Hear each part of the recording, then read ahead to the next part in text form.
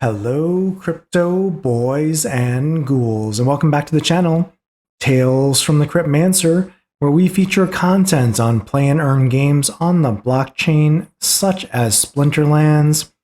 And in today's video, I want to cover a very interesting topic, and it's really talking about what SPS staking requirements could mean for bot farms in the future. And we're going to go through a lot of data here, but I think the data is going to be interesting and eye-opening for a lot of the community. And really the idea for this video came around some discussions I had with Cruton on Discord, talking about some of the data around one of the largest bot farms in the game, the A-Team, and some of their asset holdings and what they could possibly pivot or consolidate into with SPS player staking. And this was an interesting analysis for me to do, simply because, I've been talking a little bit about soulbound reward cards recently on the channel, talking about that topic, and a number of comments that came in from viewers out there, and appreciate all the viewers with the comments and the conversation that we've been able to have. But a number of the comments that came in seem to indicate that the SPS staking requirements will be the death knell for bot farms, and it will fix the bot problem. And it's going to be right around the corner. So, we've talked about the timing of the SPS staking, delegation renting, and the validator license nodes being productive in other videos. So I don't want to go into that specifically today, but I do want to talk about SPS staking data as it pertains to bot farms, specifically one or two that we're going to analyze today, and what that can mean for the larger audience of bot farms moving forward. So let's hop into the data. We're going to go into some numbers here. We're going to do some analysis. Then we're going to do some, some extrapolation of that data and some conversation. So stick with me. I think it's going to be very interesting.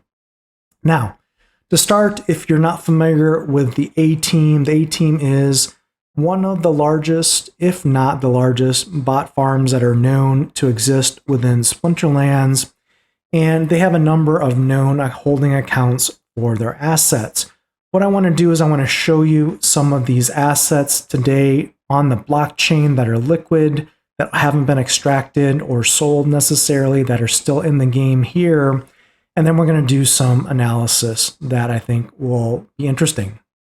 So let's get into data here, and I'll summarize all this for you in just a second. I just want to show you the data on chain here via Splinter cards. So this is the account on Dodden here. This account has 6.8 million DEC liquid in the account. On Hive, it has 17.899 million on Binance Smart Chain that's liquid. And it has 327,000 SPS staked. The next account here, well, actually, before we go to the next account, let me show you on Dodden's Hive balances. On Dodden is used as a lot of a resource delegation for rentals and delegating cards for this A-Team's bot farm. You can see it has over 5,306 Hive tokens liquid, and it has over 127,496 Hive power staked for resource credits, and that's the equivalent amount of $43,000 and $179. So a little over $43,000 in Hive here on this account. Now, one thing I want to do is I share with you the liquid assets here in DEC and SPS of this particular bot farm. Is, it's unknown how much of this DEC or SPS was bought off the market. We can only guess what that number would be. I would guess it would be close to zero, if any.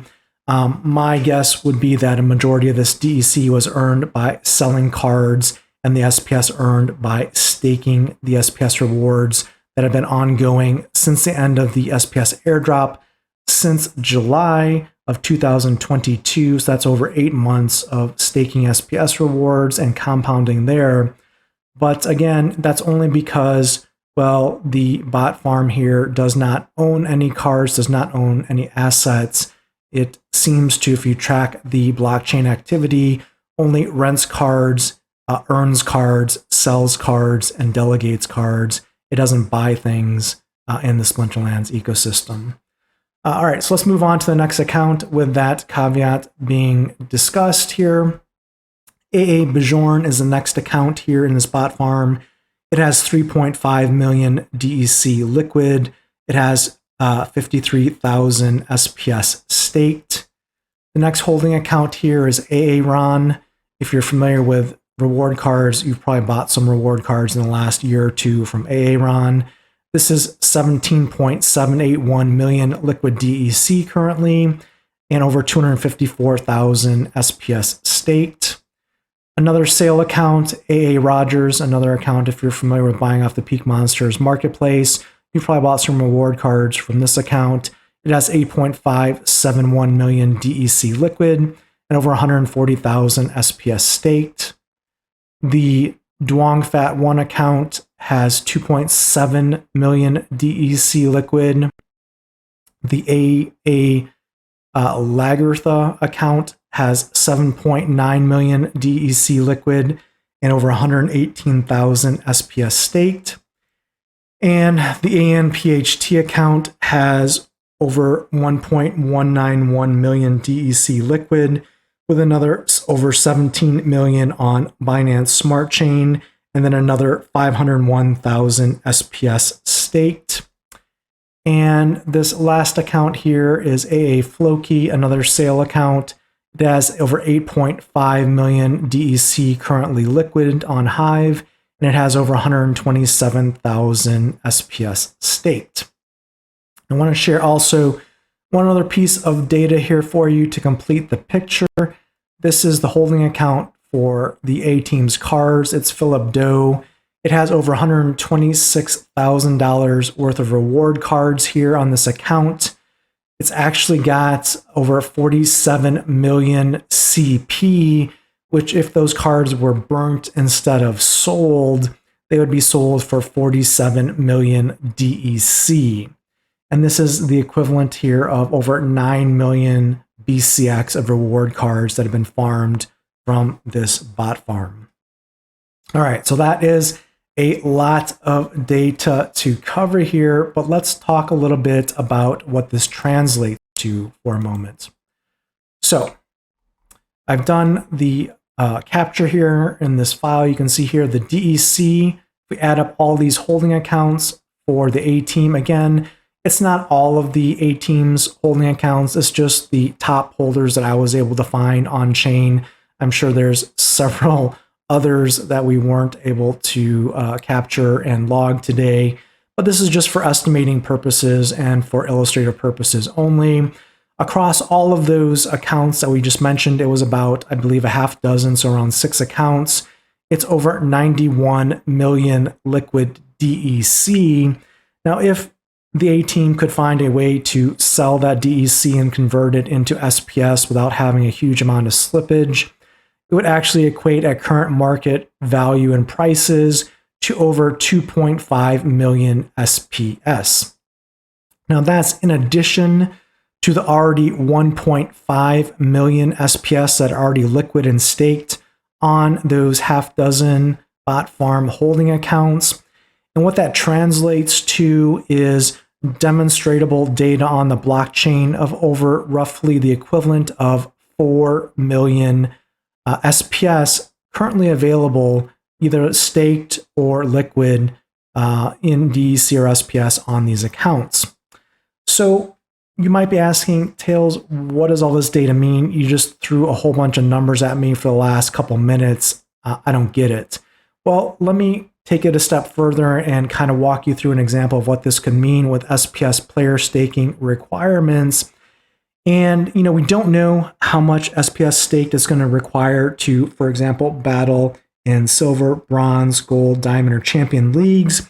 We can estimate it for today's example purposes to look at the modern tournaments, SPS staking requirements, to see if maybe that is a good estimate of what it might take to battle in the various league levels. And if you go into the tournaments within SPS, you'll see to enter a Gold League Modern Tournament, it would require 2,862 staked SPS to enter that tournament for that league level. And if you wanted to enter a Diamond Modern League tournament, it would be the equivalent of 8,637 staked SPS to enter that tournament. So without any other data, we can just basically, for now, use that as estimates. It could be higher, it could be lower for staked SPS requirements, but we don't really know that data just yet. So why have I targeted Gold and Diamond League Modern Tournament stake requirements? It's really because, for the most part, for the bot farms to optimally farm soulbound reward cards and SPS reward pools, it behooves them to play at the gold, diamond, or higher levels of the game currently, at least based on data that I've done separately for this analysis, separately around soulbound reward cards. So what does this mean with the 4 million SPS that these accounts have to potentially leverage to wield as essentially a weapon for continued farming of SPS and soulbound reward cards? It basically means this particular bot farm could run the equivalent of 2,191 gold accounts for farming and 473 diamond level bot accounts for farming moving forward. And you could be saying, well, Tails, come on. 473 bots is much less than 10 to 12,000 bots that are farming today. And I would agree with you, that is correct, because if the bot farms did actually consolidate into gold and diamond, for example, to farm higher and better EV and APRs on their rewards, it would be less physical bots that would be farming, but they would be able to farm that based on the SPS they have liquid today without any further investment per se. And, you might think, well, 2,000 gold bots or 473 diamond bots is obviously better than 12,000 bronze bots. And we can talk a little bit about that here in just a second. Two things I want to touch on really quickly here. One, we can see already some degree of consolidation, I believe, with bot farms, with the soulbound reward cards introduction. And that's because, well, you can't earn reward cards that you can sell right now. And especially earnings at the bronze and silver level are quite poor for SPS and cards and packs. So you can see yesterday we hit pretty much almost an all-time low for daily active accounts on March 3rd. We were down to 76,951 accounts. Now we have some spikes here and there up to 200,000, like we had 201,000 the day before. But for the most part, we have a lot of days where we're even below 100,000 daily active accounts. So it seems like bot farms, when they do spin up, might be consolidating their accounts or only farming for limited time periods here. And you can see a trend here over time since soulbound reward cards have been introduced, that the daily active accounts have been slowly going down, it looks like, from a trend perspective, as well as the battles here going down significantly as well, which leads to the assumption that the number of active playing accounts is also going down with the daily active accounts logging in. So where does this leave us with our analysis here? Well, it kind of looks to confirm the fact that a lot of the bot farms are probably, one, potentially exiting the game, or more likely, two, consolidating their accounts at higher league levels, perhaps gold, diamond, and above, and playing with less accounts because, well, to play at those levels of the game, it takes more cards and more rental DEC to rent gold level or diamond level or champion level cards. So obviously, instead of renting 12,000 bot accounts at 54 DEC a day, you might have to rent 400 or 500 diamond accounts, and maybe you're paying 5,000 or 7,000 DEC a day instead. But what does it mean, you might ask? Well, let me show you what it means. I actually have done some analysis on season rewards. This is an analysis of a soulbound reward card farming account that I created last season. It farmed for most of the season at the gold level. It got up actually in the diamond 2 at the end of the season. And its rewards at the end of the season were $15.97. And that's based on the SPS it earned through the daily battles and the end of season SPS chests, as well as the Chaos Legion packs that it earned. So this is real world value. And in addition to the real world value, you can see it farmed, well, I don't know exactly how many Soulbound reward cards here, but it's probably somewhere between 150 and 200 Soulbound reward cards were probably farmed on this account. We'd have to check that, but it's a decent amount. Not sellable, not valuable. Same thing with merits, same thing with potions. But what is $15.97 on a, let's just call this a diamond account equal? Well, if we go through here and look at the analysis, if we say this is a diamond account and it earned $15.97 over a 2-week season, and there are 2 seasons per month, and let's say the A-Team bot farm, as we've demonstrated before, can farm 473 Diamond League bot farm accounts given the SPS and DEC that it already has liquid in the game today, even with SPS staking requirements here. That means this bot farm could earn and potentially extract $15,107 per month on those diamond accounts. And that's the equivalent of $181,291 per year passively that this account is printing from Splinterlands. Now, it doesn't take into account the additional benefit that this farm would have by farming Soulbound reward cards, making those accounts self-sustainable and able to farm in the future on those accounts as well for further SPS rewards and farming moving forward, multiplying and expanding their effective bot farm operation.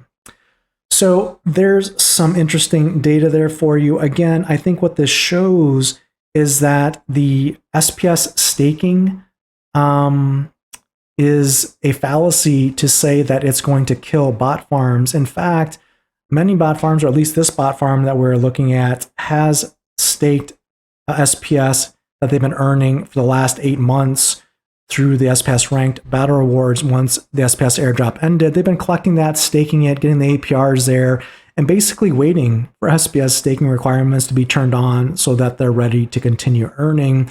And they obviously have all that DEC liquid as well that they can use to convert into SPS to continue their bot farm operations or to rent the required cards necessary to farm at the higher league levels of gold and diamond.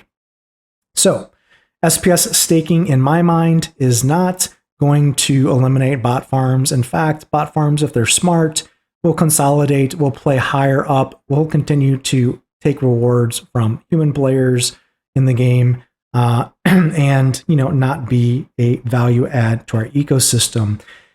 And what I think is interesting is I think the fatal flaw in the bot farms kind of formula here that actually could kill the bot farms, ironically enough, is that because, well, the bot farms don't own any cards. The way they're able to farm and make these yields and returns with little investment is they're able to rent cheap cards on the rental market and basically rent them for free based on the rewards that they're earning and further multiply their assets in the game. It's a very smart thing to do, obviously, as a bot farmer. That's why they do it.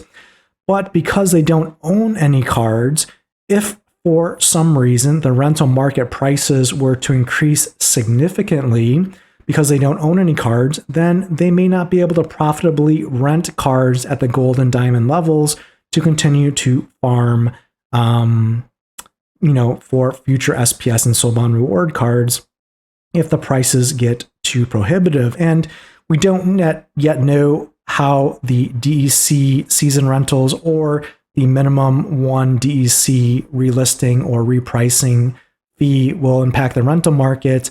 But even bigger change that could be coming our way is land, and how land could soak up a lot of cards from the rental market, in which case rental cards would become scarcer and thus the price of those rentals could go up that make it so that it would be prohibitive to rent a competitive gold or diamond or champion level deck to earn here for bot farms moving forward. So again, I don't think SPS staking is going to be a hurdle that the bot farms are going to be really losing any sleep over or crying over anytime soon. It could be actually the lack of owning any cards or assets in the game other than what they sell historically is what could be the nail in the coffin for bot farms, which again is the whole reason why generally speaking bot farms are not respected or seen as a positive for the Splinterlands ecosystem, because they don't contribute. They don't buy cards, they don't level up cards, they don't contribute to the asset value or the marketplace. They just rent cards basically at no cost and just extract value from the ecosystem. So again, I think the ironic part is them not owning cards could be what basically kills bot farms moving forward, and not SPS staking requirements. One other thing I just want to share with you quickly here. We talked about the liquid assets that are available and fill up those accounts should they ever want to move out of CP or collection power and move into DEC or SPS, either selling those cards and buying SPS. That would be the equivalent, if they burnt the cards, the equivalent of 1.3 million SPS, which would be an additional 154 diamond decks, but they'd be better off selling the assets for dollars at $126,000 and then taking those dollars and buying SPS if they wanted to continue to fund their bot farm and continue to extract value. One last thing I will say, we've been focusing on the A-Team's bot data. I will share with you one other piece of bot data here. It's another bot farm that is also known. That is the Mafi Pit bot farm. It's not as large as the A-Team's bot farm, but you can see here, Mafi Pit on its main account has 23 million DEC and 3,000 staked SPS. If they were to convert that into SPS for staking to move their bot farm operation forward, it would be the equivalent of 660,808 SPS, which if we took the diamond example here, that would be the equivalent of running an additional 70 diamond bots for this particular bot farm as well. This is all data on the blockchain. You're welcome to take a look at that as well. So we're not just looking at one specific use case here in this example. So what are your thoughts on this data? Is this interesting data for you to look at? What are your opinions on SPS staking requirements? Is this something that will defeat bot farms, or is it just something the bot farms have already prepared for? And could it be that bot farms, at least the larger ones, are too big to fail right now, essentially, and that are going to continue doing what they're doing no matter what? Let me know in the comments below. Until next time, keep stacking those stats.